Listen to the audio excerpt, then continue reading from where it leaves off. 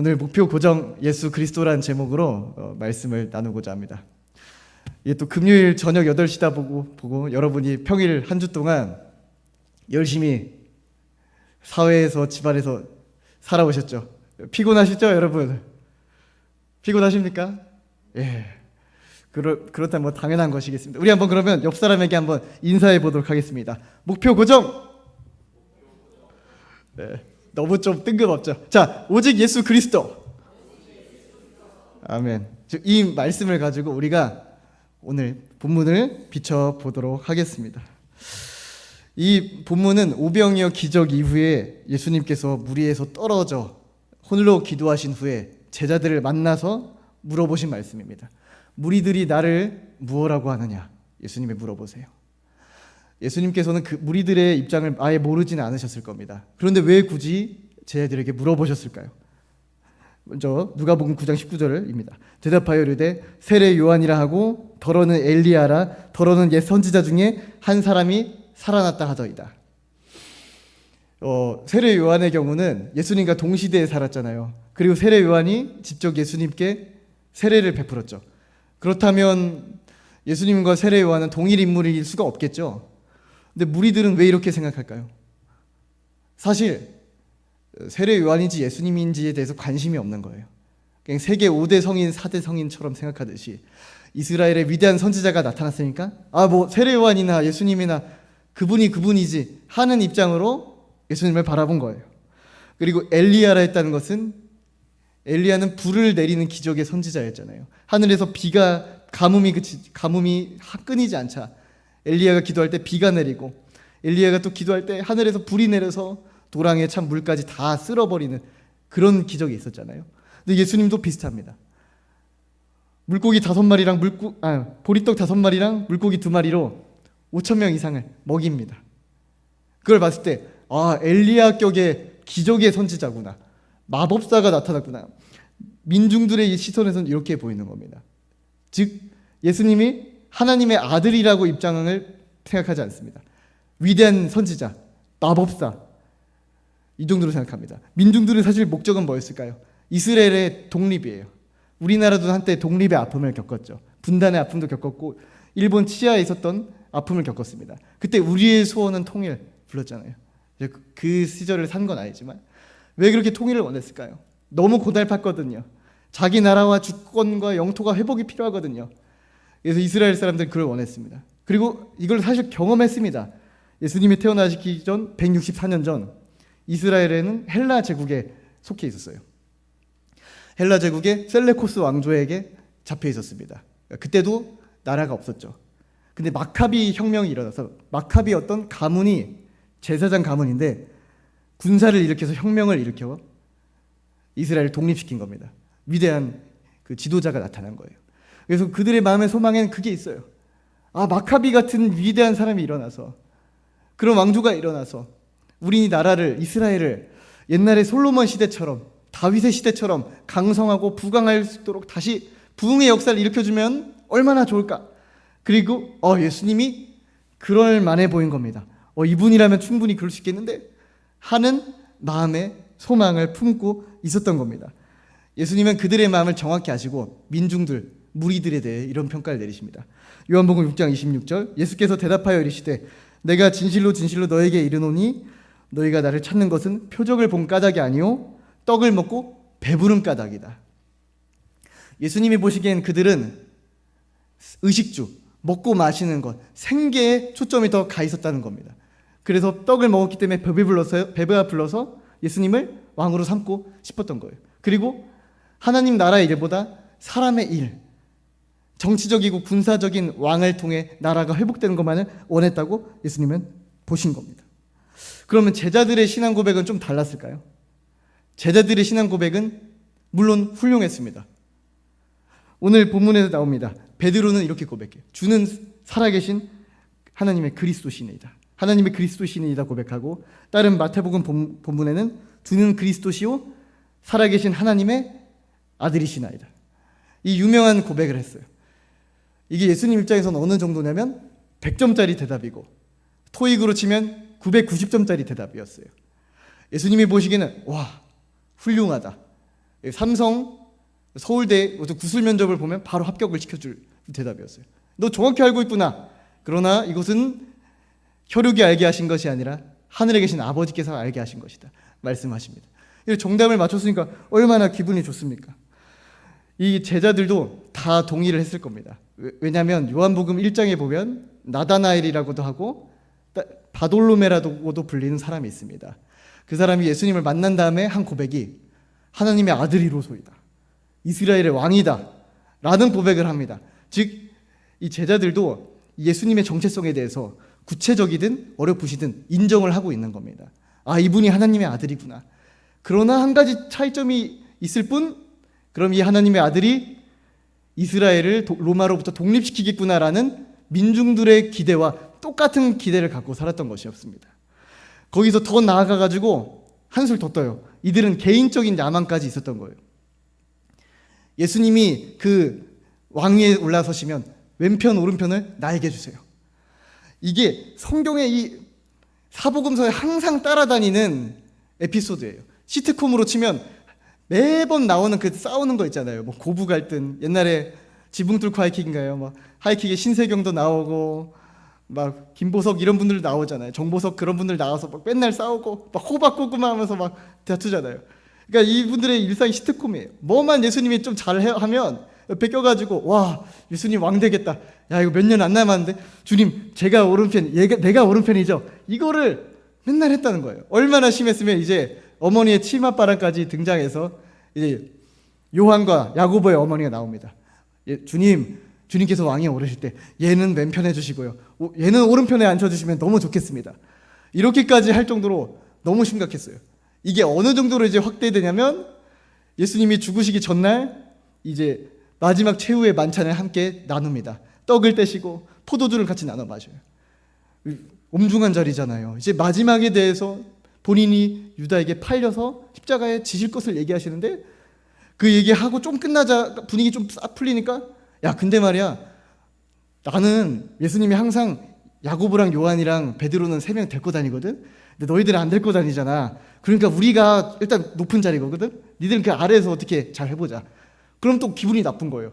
야, 내가 먼저 너보다 예수님 먼저 따랐어. 야, 너는 나중에 알았잖아. 내가 먼저야. 그러니까 이 차등이 있다. 서열이란 게 있어. 그러면 또 한 명이 또 나와서 얘기합니다. 아, 적어도 내가 돈을 맡았잖아. 가장 신임받는 사람의 돈을 맡는 건데 너희들이 그래봤자 이게 서열이라는 게 어떻게 안 된다? 이 책임지는 사람이 제일 중요한 거야. 이런 얘기를 시도 때도 없이 했다는 겁니다. 그러니까 누가 먼저냐는 거예요. 야고보서 3장에서도 이런 지혜를, 경쟁적이고 서로 충돌하고 드러내려는 이런 지혜를 사단적인 지혜라고 하고 하나님께로부터 오지 않은 지혜라고 말합니다. 이 경쟁심이라는 게 하나님 나라에 전혀 어울리지 않은 사탄의 일이라는 것입니다. 그들은 예수님과 3년 동안 동행하면서 자신의 일을 꾀했고 사탄의 일을 꾀했습니다. 그들의 목적이 뭘까요? 첫 번째, 계층 이동이었습니다. 새로운 이스라엘의 설립에 동참한 개국 공신으로서 영의정과 좌의정급의 권력자, 국무총리급의 지배자가 되길 원했습니다. 그들의 목적은 두 번째, 업적입니다. 예수님을 통한 사회적 성공, 사회적 성취. 그래서 집으로 돌아올 때, 고향으로 올 때 가정 앞에서 금의 환양을 하는 것.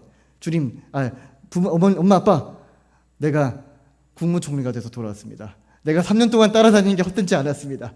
이렇게 내가 이스라엘을 살리는 거기 중요한 임무에 맡았습니다. 이것이 그들의 가장 큰 기대감이었다는 거예요. 하나님의 아들이라고 고백은 했어요. 그 고백 자체는 전혀 잘못되지 않았습니다. 예수님 기뻐하셨습니다. 그러나 그 지식을 가지고 이게 죄성에 투과되니까 전혀 다른 결과물이 산출되는 거예요. 우리가 아무리 성경을 읽어도요, 우리가 아무리 하나님의 진리의 말씀을 들어도요, 우리가 아무리 교회에서 열심히 봉사해도요, 우리가 아무리 열심히 이곳에서 기도해도요, 그 동기와 목적이 우리에게 변질돼 버리면 하나님에 대한 지식과 열심과 그 사랑이 굉장히 기괴한 모습으로 변질돼서 투과될 수가 있습니다. 하나님의 일을 한다면서요. 예수님께서는 이렇게 말씀하십니다. 마태복음 16장 23절. 예수께서 돌이키시며 베드로에게 이르시되 사탄아 뒤로 물러가라. 너는 나를 넘어지게 하는 자로다. 내가 하나님의 일을 생각하지 아니하고 도리어 사람의 일을 생각하신도다 하시고, 하나님의 일을 하나님의 성전에서 하고 있다고 생각하지만 사실상 그의 마음속에는 사람의 일, 자신의 계층 이동, 성취, 인정, 만족, 기쁨, 쾌락에 빠져 있을 수가 있다는 것입니다. 정말 안타까운 사실이에요. 그래서 우리가 뉴스에서 봤을 때 많은 목회자분들이 뉴스에서 나오면 덜컥 긴장부터 돼요. 헤드라인에 어떤 목사 뜨면 이거 좋은 얘기 아닐 것 같은데. 물론 목회자분들 너무 소중하고 그분들을 절대 매도하고 싶지 않습니다. 저는 함부로 얘기하고 싶지 않습니다. 다만 뉴스 헤드라인에 어떤 목사 붙으면 좋은 얘기는 아닐 것 같은데 하면서 눌러보는 게 우리의 현실이잖아요. 처음에 그분들이 다 잘못된 마음으로 시작했을까요? 그분들이 처음부터 나 변질돼 봐야지, 나는 목회자로 성공한 다음에 정치계에 나가서 대선 버스 앞에서 나는 연설을 하면서 좌중들을 좌지우지하는 그런 사람이 되어야겠어. 나는 정치적 권력을 가담해서 우리나라를 새롭게 신흥시키는 그런 사람이 되어야겠어. 이런 식으로 신학교에 가는 사람이 어디 있습니까? 난 처음부터 교인들과 잘못된 그런 일을 해야겠어. 이러지 않습니다. 처음엔 모두 순수한 마음으로 시작합니다. 하지만 사람이 변질되는 게 얼마나 무서운 것인지요. 그러기 위해서 우리에게 어떤 마음이 필요할까요? 갓 안수를 받은 젊은 목사님이 왔습니다. 어떤 교회. 그 교회의 신임 목사를 축하하기 위해서 만찬회를 열었습니다. 식사도 하고 뷔페도 불러가지고 잡채도 하고 제육볶음도 하고 탕수육도 하고 열심히 먹었을 거예요. 음식 얘기 여러분 해도 여러분 배 안 고프시죠? 아까 떡볶이 맛있게 드셨으니까, 그쵸? 이런 걸 차려놓고 먹는데 한 부인이 와서 그 목회자한테 얘기하는 겁니다.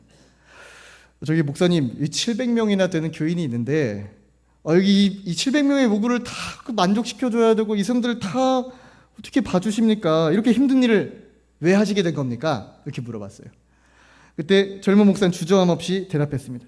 제가 여기 와서 700명의 사람을 기쁘게 해주려고 여기 목회에 부임한 게 아닙니다.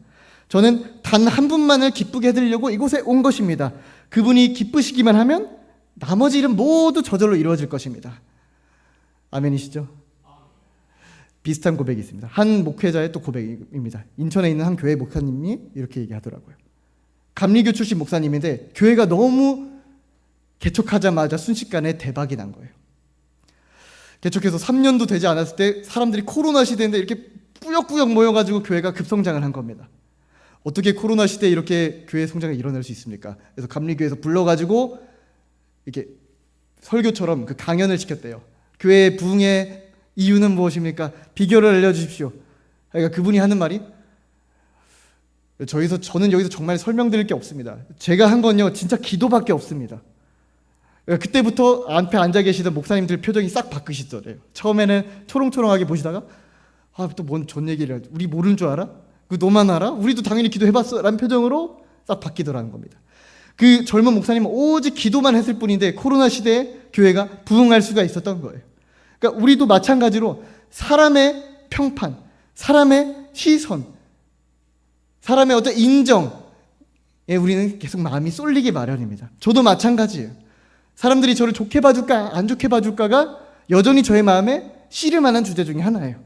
그런데 우리가 설령 사람의 눈에 안 좋게 보일지어도 오직 하나님의 마음을 기쁘시게 해드리려고 하면, 오직 하나님께만 기도하면서 목회하면, 하나님께 기도하면서 교회 생활하면, 오직 하나님께 집중하는 신앙생활을 한다면 여러분의 가정과 직장생활은 주님이 주시는 진정한 형통함이 있을 것입니다.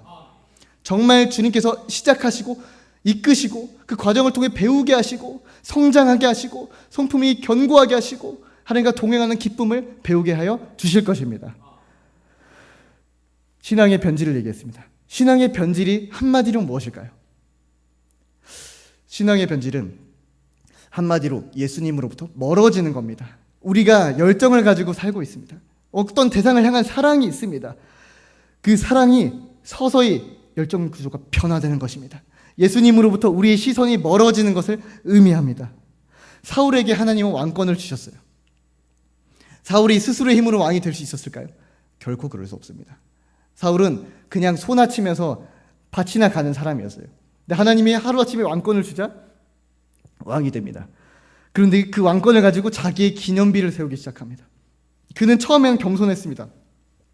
처음에는 자기를 욕한 사람들도 용서해 줄 만큼 아량이 넓은 사람이었어요.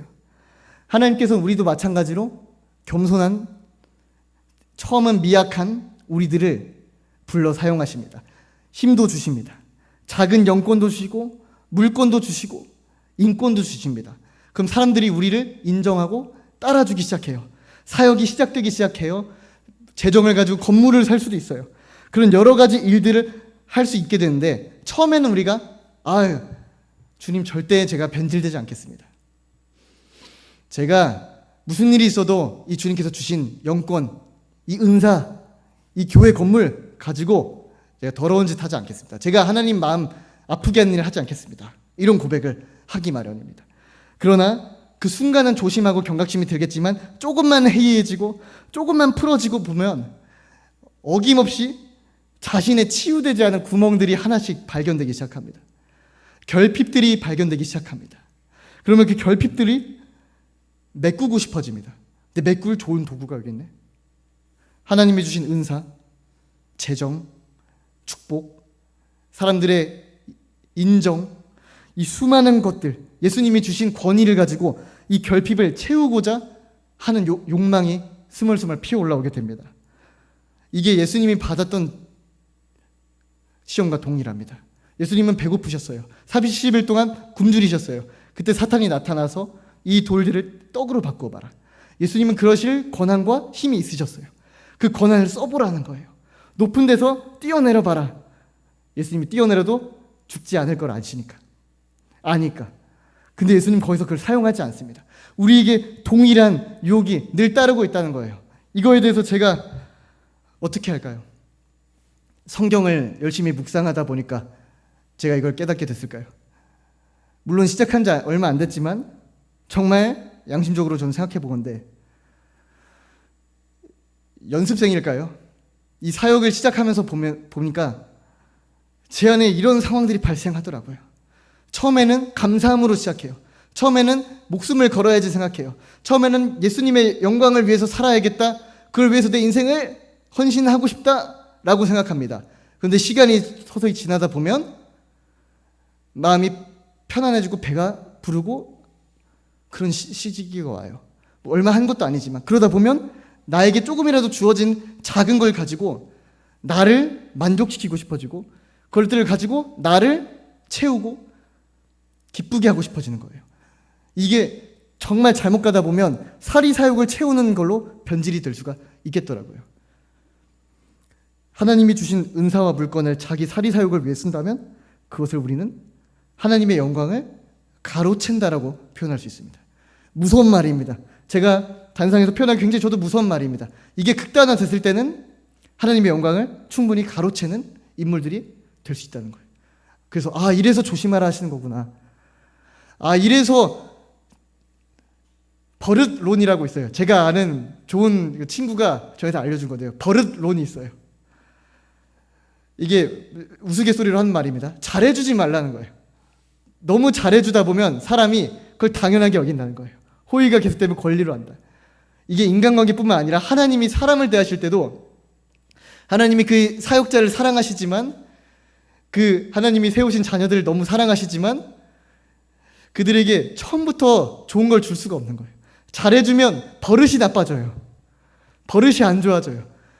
우스갯소리로 하는 말이지만 정말 마찬가지더라고요. 그래서 먼저 고난을 주고 먼저 어려움을 줘서 그 사람의 마음을 달아보고 겸손하게 하고 낮추고 자기 자신이 아무것도 아니라는 것을 철저하게 뼈저리게 몇십 년 동안 체감하게 한 다음에 이 모든 것이 하나님께로 말미암았구나를 깨닫는 지각이 생깁니다. 그 지각이 머리만 아니라 의식과 영혼과 모든 뼛속까지 자리 잡을 때 그때서야 하나님은 진정한 복을 믿고 맡길 수가 있는 거더라고요.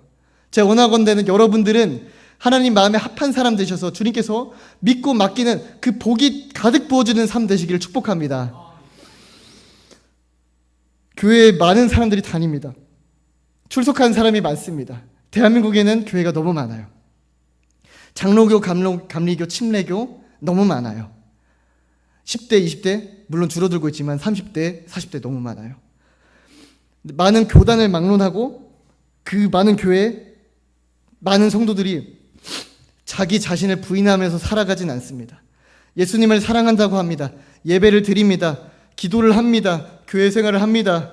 밖에서 가끔 신앙에 대해서 이야기도 합니다. 그러나 정작 자기의 일상에서, 자기의 평일에서 자신의 정욕과 자아와 욕심을 깨트리지 않고 자기를 부인하지 않습니다.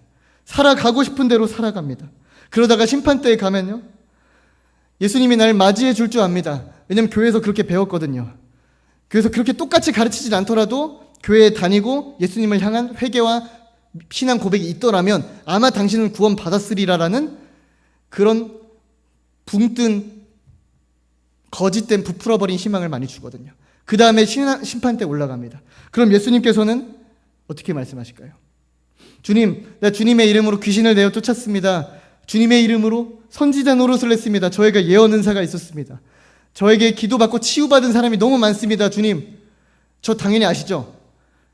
내가 너희를 도무지 알지 못하노니 불법을 행하는 자들아 멀리 내게서 떠나가라 라는 주님의 응답이 심판이 있을 경우가 더 많을 것이라는 겁니다. 그 대상은 저도 될 수 있기 때문에 두렵고 떨림으로 사도 바울이 늘 구원을 이루어 가라라고 말씀한 것입니다. 우리가 아직 이룬 것도 아니고 부활을 얻은 것도 아니고, 그렇기 때문에 우리가 몸을 앞을 내밀면서 뒤를 돌아보지 않으면서 믿음의 경주를 계속해서 하나님의 부르심의 상급을 향해 나아가야 되는 것입니다. 바라건대 우리는요, 하나님 앞에서 잘하였다 충성된 종이라 라고 인정받고 상급받으신 저와 여러분 되시길 축복합니다. 그래서 저번 부활절 공연 때도 우리가 두렵고 떨림으로 구원을 이뤘을 때, 천국에 갔을 때 그 기쁨이 얼마나 클까를 표현한 거거든요. 그런 우리의 일상이, 그런 천국의 일상이 되었으면 너무 좋겠습니다. 예수님을 통한 행복한 가정, 예수님을 통한 병치유, 예수님을 통한 취업, 예수님을 통한 사회적 인정, 신분 상승, 예수님을 통한 인생 역전, 예수님을 통한 가족으로부터의 인정. 이 수많은 유혹들이 제자들과 무리들, 그리고 지금 2000년 지난 현대를 살아가는 우리의 마음에도 있을 수밖에 없는 의제인 것 같습니다. 특히 도우리교회는 하나님께서 1000만 배 축복을 약속하셨습니다. 그 시기가 언제가 되든지 우리를 그 시기를 마주하기 위해서, 그걸 당면하기 전에 우리 계속 물어보시는 것 같습니다. 너희는 나를 누구라고 하느냐? 네, 주는 그리스도시요 살아계신 하나님의 아들이죠. 예, 내가 사랑하는 주님이시고 내 평생 주님을 위해 살죠. 네, 그리 아니하실지라도 저는 도우리교회에서 하나님을 섬기는 게 제 목표죠. 안 주실지라도 주님밖에 없죠. 여기에서 평생 주님과 함께 예배하는 게 저의 기쁨이고, 주님의 궁전에서의 하루가 밖에서의 첫날보다 나으니 저는 하나님의 성전을 사모할 뿐이죠 라는 우리 신앙 고백합니다. 너무 좋습니다. 그러나 하나님께서는 진짜 물어보시는 것은 우리에게 고난이 왔을 때, 우리가 정말 스트레스로 짓눌려 있을 때, 낙심할 때, 정말 우리가 삶으로 살아내는 우리의 본 목적이 무엇이냐는 거예요. 우리의 신앙의 동기가 무엇이냐는 거예요. 예수님을 따르는 이유가 무엇이냐는 거예요. 그렇기 때문에 예수님께서는 오늘 본문에서 이렇게 말씀하십니다. 누가복음 9장 23절 말씀 우리 함께 한 목소리로 읽겠습니다. 시작. 또 무리에게 이르시되 아무든지 나를 따라오려거든 자기를 부인하고 날마다 제 십자가를 지고 나를 따를 것이니라. 아멘. 날마다, everyday, 날마다 자기를 부인하고 날마다 제 십자가를 지고 나를 따를 것이니라. 자기를 부인하는 과정이 도대체 무엇일까요? 자기를 부인한다는 것은 나 중심으로 살아가던 모든 마음에서, 나 중심으로 판단하던 그 자리에서 나를 내려놓고 예수님 중심으로 살아간다는 것입니다. 그 방법은 끊임없이 예수님을 따르기 위해서 우리의 생각, 우리의 가치관, 우리의 습관, 우리의 욕망, 우리의 야망, 정욕, 죄성을 늘 끊임없이 십자가 앞에 가져가서 예수님 앞에 이것들을 내려놓고 회개하면서 주님 이것들을 치료해 주시고 용서해 주시고 저에게서 제거해 주십시오 하면 눈물의 씨름이 필요하다는 것입니다. 내 힘으로 되지 않습니다. 내 힘으로 뭐 죄를 끊어봐야지라고 노력하긴 해야 합니다. 그러나 결국에 좌절합니다. 아, 이게 내 힘으로 할 수 있는 것이 아니었구나. 그래서 늘 주님 앞에 나아갈 수밖에 없어요. 주님, 날 긍휼히 여겨주세요. 주님, 날 불쌍히 여겨주세요. 우리 모두 성령님께로 이것을 가져가서 성령님의 은혜를 받고 우리가 변화되는 그 기적의 체험을 체험하길 축복합니다. 주님에게로 가까이 나아갔을 때 우리에게 그런 마음의 변화를 날마다 주시기 때문이에요. 그래서 우리는 십자가 아래로 늘 내려가야 합니다. 십자가 아래에서 우리의 모든 자아의 소욕과 욕망과 가치관과 우리의 판단 기준을 재점검 받아야 하는 것입니다. 고린도서 13장 5절, 너희는 믿음 안에 있는가? 너희 자신을 시험하라. 그리고 너희 자신을 확증하라. 하나님께서 우리에게 덮어두고 믿으라 하지 않으십니다. 교회 다녔기 때문에 구원받을 거야. 너는 교회 다니기 때문에, 남선교회이기 때문에, 여선교회이기 때문에, 성가대이기 때문에, 찬양팀이기 때문에, 목회자이기 때문에, 설교하기 때문에, 봉사하기 때문에 천국 가게 되지는 않을 거야. 너는 교회에 다닐지어도 늘 믿음 안에 있는가 네 자신을 시험하고 확증해야 돼. 예수 그리스도라는 그 모퉁이 돌에 붙어 있는지, 너의 건물을 재점검이 필요한지 늘 확인해 봐야 해 라고 말씀하시는 것입니다. 왜냐하면 우리는 늘 보수가 필요하거든요. 늘 결함이 생기거든요. 균열이 생기거든요. 머리카락이 여러분 자라는 속도를 느끼십니까? 머리카락이 자라는 속도는 우리가 느낄 수가 없습니다. 어느 순간 보면 자라 있어요. 키가 자라는 걸 느끼십니까? 아니요, 키는 어느 순간 자라 있어요. 우리가 변질되어 가는 것도 우리가 느낄 수 없게 변질됩니다. 우리 마음의 중심이 주님께서 흐트러지는 것도 우리가 느낄 수 없게 서서히 자라나고 서서히 변질되고 서서히 그 순수함을 잃어가고 있습니다. 그래서 이것을 확인해 줘야 돼요. 어느 날 보면 어제보다 내 마음의 중심이 하나님께 가 있지 않은 것 같은데, 어제보다 오늘 내가 좀 주님의 마음에 틀어진 것 같은데 라고 할 때 성령님의 인도하심을 구하고 다시 한번 용서를 구하고 회개의 자리로 교회에서, 방에서, 골방의 기도로 주님께 나아가야 된다는 뜻입니다. 자기를 부인한다는 것은 오직 예수님이 인생의 목적이 되었다는 것입니다. 예수님을 통해서 얻는 혜택이 된다면 그것이야말로 우리의 진정한 변질이 될 것입니다. 어떤 사람이 누구랑 결혼을 한다고 했어요. 좋은 일이죠. 근데 결혼하는 목적이, 결혼하면 남편이 좋은 집을 하나 사준다고 했대요. 결혼하면 어떤 남편이 이렇게 말해요. 아내 회사의 기업이 자기를 부사장직으로 앉혀준다고 했대요. 그것 때문에 저는 결혼합니다라고 우리에게 말하면 그 사람이 우리의 친구일지언정 응원해주기는 힘들겠죠. 어떤 미국의 흑백 갈등이 있었을 때였습니다. 흑인과 백인이 굉장히 갈등 구조에 있었을 때입니다. 어떤 기차에서 백인과 흑인이 다툼이 붙었습니다. 서로 치고받고 죽이려고 하는 상황에 있었어요.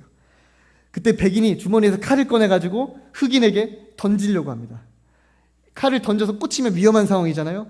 그때 흑인을 향해 칼을 던졌을 때 어떤 백인 목사님이 와서 손으로 그 흑인을 막아줬습니다. 손에 가운데 칼이 꽂혔어요. 피가 철철 흐르고 지혈이 필요했습니다. 그 때문에 다행히 흑인은 살 수가 있었죠. 그 사람은 백인 목사님이셨습니다. 이 사건 이후로 백인 목사님은 교회에 돌아갔어요. 그리고 이 흑인은 따라가서 생명의 은인을 평생 돕겠다고 했습니다. 열심히 허드렛 일을 하다 보니까 인간이기 때문에 어느 날 마음에 불만과 불평이 있잖아요. 그걸 막 토로했습니다. 소리를 지릅니다. 내가 왜 이런 대우를 받아야 되고 내가 왜 이런 일을 해야 됩니까? 했을 때 그 백인 목사님은 손바닥에 있는 자국을 보여줬다고 합니다. 이것이 너가 날 따른다고 했던 이유였잖아. 너가 자발적으로 나를 따른다고 했잖아. 이 생명을 대신 나의 생명을 지켜준 사람을 위한 감사의 표현이라고 했잖아. 라고 했을 때 그 사람은 불평과 원망을 그치고 감사할 수 있었다고 합니다. 우리가 예수님을 따르는 이유는 예수님의 손에 있는 못자국의 희생을 우리가 기억하기 때문입니다. 이번에 고난주간을 통해 저는 많이 깨닫게 된 것 같습니다. 고난주간에 설교를 우리가 계속 들었잖아요. 근데 주일 예배랑 수요 예배랑 금요 예배 설교가 다 십자가와 예수 그리스도에 대한 주제였어요. 너무 좋았죠, 여러분? 십자가의 복음과 예수님의 죽으심과 부활하심, 그리고 생명, 그 나를 사랑하신 하나님의 지극한 사랑이 강단에서 선포됨을 들을 때 저는 지극한 하나님의 은혜와 하나님의 사랑이 이 공간을 가득 채우는 것을 느낄 수가 있었습니다. 그리고 그 사랑이 흘러 들어와서 나의 메마른 마음, 불순종하는 마음, 믿음 없고 순종하기를 주저하고 게으른 나의 마음에 그 틈 사이로 예수님의 십자가의 보혈이 흘러 들어오는 것만 같았습니다. 이 고난주간은 저에게 교회를 다니는 목적을 다시 한번 깨닫게 해주는 시간이었습니다. 우리가 왜 교회에 다닙니까? 예수 그리스도예요. 목표 고정 오직 예수 그리스도. 알겠어. 근데 왜? 그래, 알겠어. 예수 그리스도 때문에 교회 다니는 거 나 아무 많이 들었어. 근데 그 이유가 납득이 잘 안 돼요.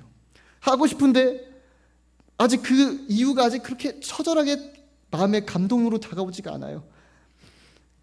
그때 필요한 나에게 중요한 양식은 오직 예수 그리스도의 복음이었습니다. 복음은 기쁜 소식이잖아요. 죽을 수밖에 없는 나인데, 죄로 인해서 지옥에 갈 수밖에 없는 나인데, 하나님의 아들이 육신의 몸을 입고 와서 십자가에 못 박혀 나를 위해 죽으신 사건, 그리고 다시 부활하신 그 생명의 사건이 우리가 주님을 믿고 평생 따를 유일한 목적이 되었다는 말씀입니다. 부활의 위대한 소식이 있습니다. 부활의 돌문이 굴려져 있었습니다. 이 돌문은 우리가 손으로 밀어서 움직일 수가 없는 큰 돌문이에요. 이 돌문을 없애려면 수십 명이 달려들어서 굴려야 됩니다. 이 돌문을 우리가 어떻게 옮길 수 있을까요? 여러분 마음속에 있는 돌문이 무엇입니까? 영적인 침체일 수도 있어요. 우울함일 수도 있어요. 낙심일 수도 있어요. 질병일 수도 있어요. 귀신 들림, 영적인 도전일 수도 있습니다. 가족 간의 불화일 수도 있고요. 취업의 갈등일 수도 있고요. 자녀 교육의 어려움일 수도 있습니다. 그리고 경제적인 물질의 묶임일 수도 있습니다. 이 큰 돌문을 우리 힘으로는 없앨 수가 없습니다. 게다가 전승에 따르면 그 문은 로마 황제의 이름이 된 봉인이 되어 있다고 합니다. 그럼 그것을 끊는 사람은 사형을 처한다는 거예요. 더 나아가서 로마 군사들이 그 돌무덤 앞을 지키고 있었습니다. 그 불가능성이라는 것이죠. 돌무덤은 우리에 대한 죄의 사망이고 인생의 문제이고 우리가 헤쳐나갈 수 없는 모든 불가능성을 뜻합니다. 그러나 예수 그리스도께서 부활하시는 그 순간이 되면 모든 불가능성이 돌파되고 뚫리게 되는 것입니다. 돌무덤이 열리고 앞에 있던 로마 병사들은 잠자고 있고 그 자리에 없어지고 모든 봉인들, 사회에 우리를 둘러싸고 있는 악법들, 주변 환경들, 귀신들의 공격들, 사람들의 너는 할 수 없어, 너는 아무것도 아니야, 너가 믿는 믿음이 뭐 그렇게 대단해 라는 시선들을 예수 그리스도의 부활의 생명력에 함께한다면 우리는 돌파하고 이겨낼 수 있다는 것입니다. 리디큘러스, 말도 안 돼, 이거는 있을 수 없는 일이야, 기괴한 일이야 라고 하는 가설이 예수 그리스도의 십자가와 부활 앞에서 진리가 되어버렸다는 사실입니다. 우리가 그것을 경험했잖아요. 그렇기 때문에 아무든지 나를 따라오려거든 자기를 부인하고 날마다 십자가를 지고 나를 따를 것이니라. 여러분, 십자가를 즐거이 지고 갈 마음의 준비가 되셨습니까? 물론 고난의 길입니다. 아멘이 적게 나오신 거 보니까 여기 고난의 십자가는 조금 어려운 것 같습니다. 예수님께서는요, 목수 시절이 있었잖아요. 어리셨을 때. 근데 그 아버지가 요셉이 전승에 따르면, 구전에 따르면 십자가를 만드는 목수였다는 구전이 있습니다. 그러니까 예수님도 어렸을 때부터 십자가를 같이 만들면서 본인이 죽게 될 그 장소와 그 상징을 계속 맞이했을 수 있다는 가설이 있더라고요. 그 십자가는 너무나 커 보이고 두려워 보였습니다. 어떤 자매들이 있다고 합니다. 매번 본인의 눈에 보이는 큰 십자가가 있어서 그 십자가를 들고 걸어가기 너무 힘들대요. 그래서 기도를 했답니다. 주님, 이 십자가가 좀 작아지게 해주세요. 이 십자가가 좀 작아지게 해주세요. 너무 인생의 고난이 너무 무거워요. 이 십자가를 들고 갈 수가 없어요. 그러니까 주님께서 십자가를 환상 속에서, 꿈 속에서 작게 해주셨다고 합니다. 그리고 막상 천국에 가는 길이 나타났을 때 다른 사람의 큰 십자가를 가지고는 다리를 건널 수가 있는데 본인의 작은 십자가로는 그것을 건널 수가 없더라는 거예요. 그래서 주님께 다시 고백했대요. 죄송합니다. 다시 십자가를 크게 해주십시오. 그때 예수님의 대답, 아무든지 나를 따라오려거든, 누구든지 나를 따라오려거든 자기를 부인하고 날마다 제 십자가를 지고 따를 것이니라. 이렇게 고백한 것입니다. 왜 하나님께서 우리에게 전부를 달라고 하는지 이걸 말씀드리고 마무리하고자 합니다. 왜 전부를 달라고 하실까요? 왜 하나님은 우리에게 전부를 달라고 하실까요? 땅이 100만 평이 있습니다. 이곳에. 이 100만 평이 있는데 사단은 우리에게 이렇게 말합니다. 100만 평을 다 달라고 하지 않는데요. 그냥 100평만 너 가져. 땅이 너무 크지? 100만 평 하나님께 드려. 그리고 거기 정가운데 있는 100평만 더 딱 가져 라고 말한대요. 이것이 어떤 것이냐면 미국이나 호주의 법에 따르면 100만 평의 큰 밭이 있잖아요. 옥수수 밭처럼 이렇게 큰 밭이 있는데 거기에 가운데 100평이라도 다른 사람의 땅이 있으면 법적으로 그 땅을 갈 수 있도록 길이 놔줘야 되잖아요. 그 길을 털 수 있도록 허락해줘야 된대요. 그러면 그 100만 평의 땅에 어마어마한 손해가 갈 정도로 길이 뚫려야 돼요. 그걸 통과할 수 있도록 허가를 해줘야 되는 법이 있대요. 사단의 입장에서도 우리가 우리 마음의 100%, 100만 평을 하나님께 다 드리지 않으면 그 작은 100평의 땅에 사단은 길을 내기 시작합니다. 그래서 우리가 내려놓지 않은 그 사소한 하나, 이 정도는 괜찮겠지, 이 정도는 내가 붙잡아도 되겠지 라고 생각했던 그 조그만 틈을 향해서 사단은 길을 내고 침투해 옵니다. 그리고 우리에 있는 모든 연약한 부분을 하나씩 건드리기 시작합니다. 처음에는 작은 고름으로 시작했는데, 염증으로 시작했는데 이것이 퍼지고 끊어지고 계속 곪다가 썩어서 전체를 잃게 만드는 수법입니다. 그러니까 하나님께서 우리에게 전부를 요구하신다는 것은 우리를 죽이려고 하는 게 아니라, 우리를 귀찮게 하려고 하는 것이 아니라 오직 하나님 우리를 살리려고 하시는 것입니다. 하나님 우리를 보호하시기 위해서 너의 전부를 다오. 나는 너의 조금 남긴 그것이 필요한 게 아니고 1%까지 찌꺼기를 없애서 순금을 만들길 원한다라고 말씀하시는 것입니다. 금이나 은, 하나님께서는 금을 풀무로, 은을 화덕으로 달구시고 단련하시고 사람의 마음을 단련하신다 하시잖아요. 그 이유는 금이 순금으로 만들기 위해 1%의 찌꺼기도 용납하지 않듯이 우리의 마음에도 1%의 하나님 이외에 다른 것들이 들어가 있으면 주님은 그걸 받아들일 수가 없는 거예요. 순수한 마음으로, 정과 같은 마음으로 우리를 단련하고 계신 것입니다. 그래서 우리에게 지금 이러한 오늘 본문을 던져주신 게 아닌가 저는 생각이 듭니다. 벌써 무섭습니다. 저는 성탄절 공연을 한 게 엊그제 같은데 그게 12월 25일이었잖아요. 벌써 4월달이 되었습니다. 저는 이게 굉장히 무섭습니다. 벌써 이제 5월입니다. 다다음 주면. 이대로 가다 보면 2025년이 끝나는 게 얼마 남지 않았습니다. 절반이 지나갔고 여름, 가을, 겨울하면 끝이에요. 그래서 이 한 해의 절반을 벌써 지나오는 시점에서 우리가 다시 한번 점검을 하고 스스로에게 질문을 했으면 좋겠습니다. 여러분은 이 반년을 살면서, 한 달을 살면서, 일주일을 살면서 하나님을 향해 더 마음이 가까이 다가갔습니까? 아니면 하나님께 조금씩 마음이 틀어지고 있습니까? 하나님께 순종하는 것이 기쁘십니까? 아니면 마음에 부담이 되고 침체되고 예배에 나오는 것이 서서히 거리껴지는 것이 되었습니까? 하나님께 나아가는 것이 아니라 서서히 내 문제에 사로잡히고 나의 어려움에 주목이 되고 더욱 마음이 낮아지고 있고 무너지고 있지 않습니까?